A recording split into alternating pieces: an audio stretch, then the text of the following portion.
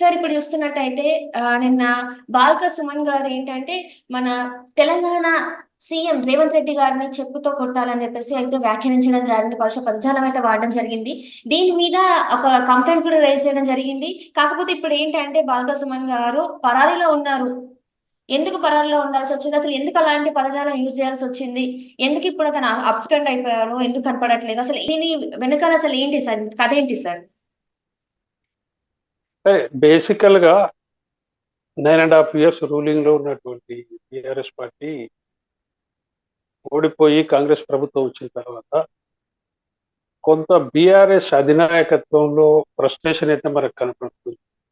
వాళ్ళ వ్యాఖ్యానాల్లో, విమర్శల్లో పరుష పదజాలం అనేది సహజంగానే స్టార్ట్ అయింది. మనం అసెంబ్లీ సమావేశాల్లో చూసాం. అట్లాగే బయట ప్రెస్ మీట్లలో కూడా కేటీఆర్ గాని, హరీష్ రావు గాని వీళ్ళు మాట్లాడుతున్న తీరు మాత్రం మనకు కొద్దిగా ఎబ్బెట్టుగానే కనపడకూడదు.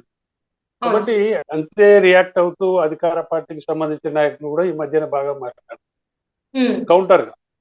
అంటే ఒక రకంగా చెప్పాలంటే టిఆర్ఎస్ పార్టీకి వచ్చినటువంటి అసహనం ఓడిపోయిన తర్వాత అది అహంకారంగా మారిందనే పరిస్థితులు ప్రజల్లో చర్చ ఉంది. కాబట్టి దాని నుంచి వస్తున్న మాటకు ప్రతి కౌంటర్ గా అధికార పార్టీ కాంగ్రెస్ నాయకులు కూడా అంతే పదజాలంతో మాట్లాడుతున్నమాట వాస్తవం.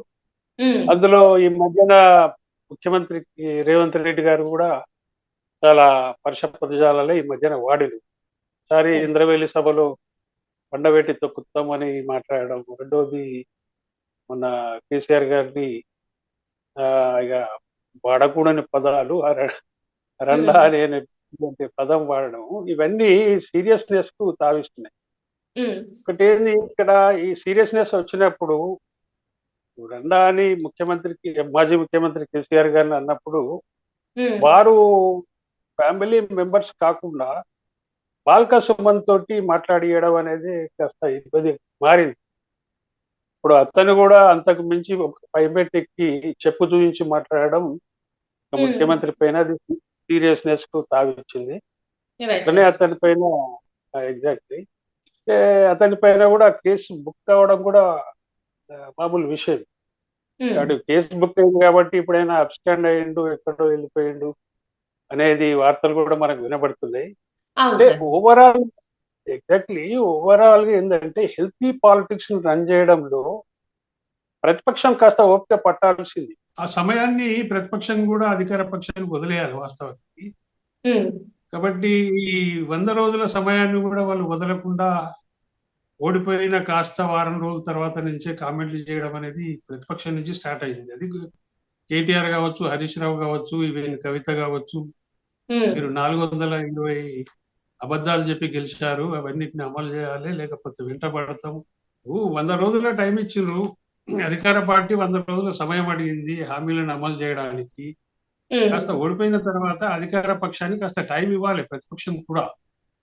కానీ అటువంటి సమయం ఇచ్చిన పరిస్థితి అయితే మనకు మొదటి నుంచి కనపడతలేదు. ఓడిపోయిన కాస్త కొద్ది రోజుల నుంచే విమర్శలు ప్రతిపక్షం నుంచి స్టార్ట్ కావడం అనేది దురదృష్టకరం. ఇవ్వాలి వాళ్ళకు కూడా కొంత కాస్త టైం ఇచ్చి వాళ్ళు ఏం చేస్తున్నారు అనేది అబ్జర్వేషన్ చేసిన తర్వాత ప్రతిపక్షం విమర్శలు చేస్తే దానికి అర్థం ఉండేది. కానీ అలా కాకుండా ఓడిపోయిన వెంటనే విమర్శలు స్టార్ట్ చేయడం, అది కూడా ఘాటు పదాలతోటి ప్రారంభించడం, అసెంబ్లీ సమావేశాల్లో కూడా అదే వ్యవహార ధోరణి ప్రతిపక్షం నుంచి రావడం మనందరం చూసింది. గెలిచిన అధికార పార్టీ కూడా వాటి కౌంటర్ గా మాట్లాడుతూ వస్తున్నది. పరుష పదజాలాలు వాళ్ళు కూడా ఇక్కడ ఎవరికి తప్పందాం మనం. నిజానికి అసలు 5 ఏళ్ల కోసం ఎన్నుకున్నటువంటి ప్రభుత్వానికి కాస్తంతనన్నా సమయం ఇవ్వాలి కదండి. వాళ్ళు కూడా కాస్త సమయం కూడా ఇవ్వకపోవడమే ఇక్కడ సమస్య. ఇప్పుడు ముఖ్యమంత్రి కూడా పండబెట్టి తొక్కుతాము, లేదంటే రండా అని ఈ పదాలు వాడాల్సిన పరిస్థితి ఎందుకు వచ్చింది? అంతకుముందు వాళ్ళేమో అని ఉంటే ఇతను కూడా అయినా ఉంటారు. అవును సార్. అయితే మనం రైట్ సార్. గతంలో చూసుకున్నట్టయితే చాలా మంది ఎమ్మెల్యేలు, మంత్రులు కూడా ఏంటంటే చాలా దురుసుగా మాట్లాడడం, మనం కొన్ని సార్లు మాజీ ముఖ్యమంత్రి అయిన కేసీఆర్ కూడా సభలలో మాట్లాడడం మనం చూసాం. అంటే కొంచెం ప్రజల్ని కూడా మీరు నీకెవరు చెప్పిండయ్యా అని చెప్పేసి కొంచెం ఒక రకంగా మాట్లాడడం వల్ల, వ్యంగ్యంగా మాట్లాడడం వల్ల ఈ రోజు దానికి ఇప్పుడున్న మన ముఖ్యమంత్రి గారు మాట్లాడుతున్నట్టు అనిపిస్తుంది సార్. ఇందులో వాస్తవం ఉందంటారా సార్? మరి వాళ్ళు ఒకటి ఇక్కడ మనం గమనించాల్సింది ఏంటంటే బీఆర్ఎస్ పార్టీ అధినాయకత్వం అనండి, లేదంటే కేసీఆర్ ఫ్యామిలీ మెంబర్సే అనుకోండి, వీళ్ళు ఎప్పుడే ఉమ్, కానీ అధికార పక్షంలో ఉన్నప్పుడైనా ప్రతిపక్షంలో ఉన్నప్పుడైనా రెండు సందర్భాల్లోనూ వాళ్ళ వ్యవహార ధోరణి, వాళ్ళ మాటల తీరు, వాళ్ళ బాడీ లాంగ్వేజ్ అవన్నీ ఒకే రకంగా ఉంటున్నాయి. మార్పు లేదు. ఉమ్, ఉమ్, ఓడిపోయిన తర్వాత అయినా మార్పు రావాలి కదండి. ప్రజలు నాడి పట్టాలంటే మన దగ్గర కూడా కాస్త ఓపిక ఉండాలి.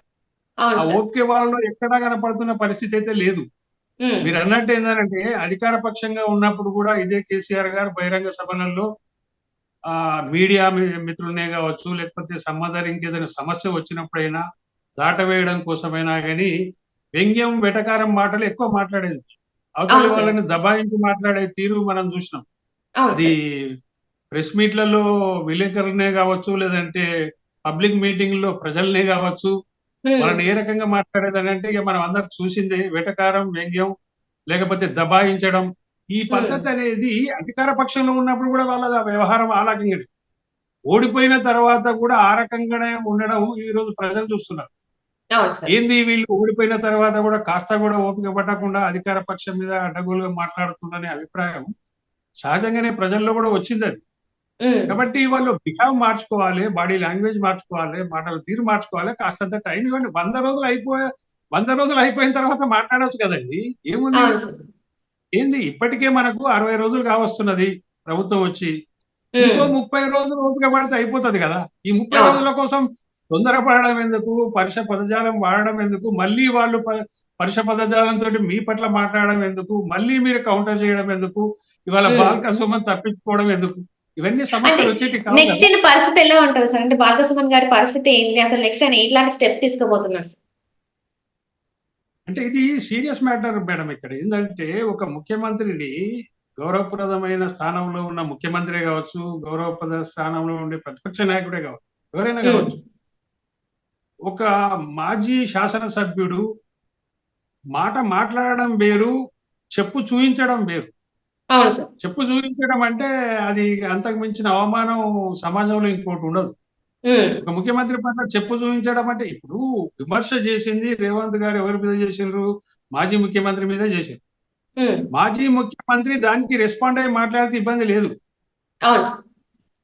కానీ సమ్ అదర్ పర్సన్స్ తోటి చెప్పు చూపించడం అనేదే ఘోరమైన పరిస్థితి. అంటే వీళ్ళు ఉమ్, ఏ రకంగా వ్యవహరిస్తారు? పార్టీలో ఉన్న వాళ్ళను, బాల్క సుమన్ లాంటి వాళ్ళను, వీళ్ళందరినీ ఏ రకంగా వాడుకుంటారు? ఏ సందర్భంలో ఏ విషయంలో వాళ్ళతోటి మాట్లాడిస్తారు? ఏ విషయంలో వాళ్ళతోటి పరుష పదజాలం మాట్లాడిస్తారు అనేది ఈ రోజు సమాజానికి తెలిసిపోతుంది కదా. అవును కాబట్టి సార్. ఆ పని జరిగి ఉండాల్సింది కాదు. వాళ్ళ ఆ రకమైన తప్పులు పదే పదే చేస్తున్నారు. ఇప్పుడు కాదండి, ఉమ్, అధికార పక్షంలో ఉన్నప్పుడు కూడా ఇదే బాల్క సుమన్ కావచ్చు, మిగతా బీఆర్ఎస్ నాయకులు ఎవరున్నా కానీ అధినాయకుడు ఒక సైగ చేస్తే వాళ్ళు ఆ రకంగా వ్యవహరించే పద్ధతిని మనం గతంలో చూసినాం. ఇప్పుడు ఉమ్. ఓడిపోయిన తర్వాత కూడా అదే పరిస్థితిని తిరిగి చూస్తున్నాం. ఇప్పుడు కాబట్టి మార్పు అనేది వాళ్ళలో లేదు. ఉమ్, ప్రతిపక్షంలో ఇప్పుడు టీఆర్ఎస్ పార్టీలో మార్పు అనేది మనకు కనపడతలేదు. రైట్. అధికారంలో ఉన్నప్పుడైనా, ఓడిపోయిన తర్వాత అయినా. కాబట్టి దీనికి ఒక పరిష్కారం అంటూ ఉండాలండి. లేకపోతే ఇది సమాజానికి మంచి పరిణామం కాదు. ఆరోగ్యకరమైన రాజకీయాలు నడిచే పరిస్థితులు తెలంగాణలో ఉండవు.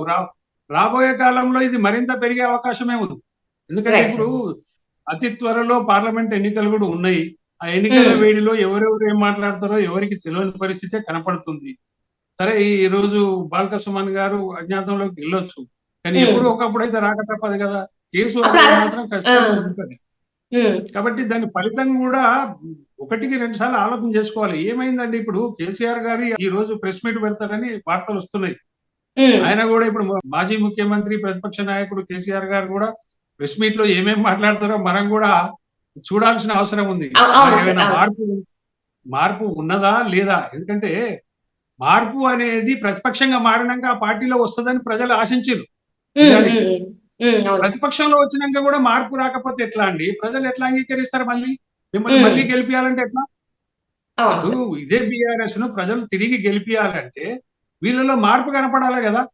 ఉమ్, ఆ మార్పు ఇప్పటికీ లేదు. అదే వ్యవహారం, అదే అహంకారం, అదే అసహనం. ఈ పద్ధతి మంచిది కాదు. సరే, అధికార అవును సార్. పక్షంలో ఉన్న వాళ్ళు మాట్లాడింది మనం సమర్థించడం కాదు. ప్రతిపక్షంగా, నిర్మాణాత్మకమైన ప్రతిపక్షంగా వ్యవహరించాలి తప్ప అడ్డగోలు అసభ్యకరమైన మాటలతోటి, వ్యవహారంతోటి ప్రతిపక్షం నెట్క రావడం అనేది సాధ్యం కాదది. మరింత ప్రజల్లో వ్యతిరేకత పెరిగే అవకాశాలే ఉంటాయని నా అభిప్రాయం.